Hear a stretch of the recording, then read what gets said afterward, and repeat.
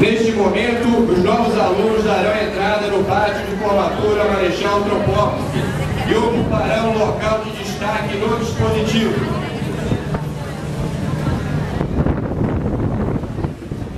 Os colégios militares em todo o Brasil têm origem no Colégio Militar do Rio de Janeiro.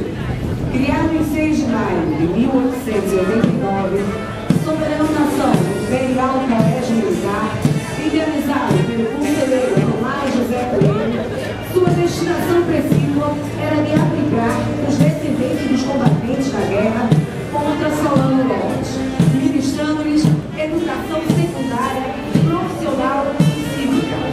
O Colégio Militar do Recife, CMR, foi fundado em 11 de dezembro de 1959, pelo decreto de número 37.416. Iniciou seu primeiro ano letivo em 25 de abril de 1960. O coronel Mário Mori Pereira foi o primeiro comandante. O CMR nasceu no bairro do Derby, às margens do Rio Capivari, no velho prédio onde havia funcionado por muitos anos a antiga Faculdade de Medicina de Pernambuco. As condições precárias das instalações levaram à construção de uma nova sede, na Avenida Professor Luiz Freire, no bairro do Engenho do Meio, em 17 de junho de 1978.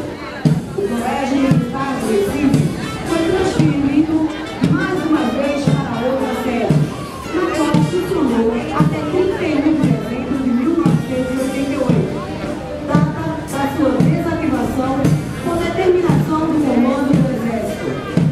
Pela Portaria Ministerial número 152-A, em 31 de março de 1993, foi reativado e instalado profissionalmente no aquartelamento do Centro de Preparação de Oficiais da Reserva, no bairro de Casa Forte, e posteriormente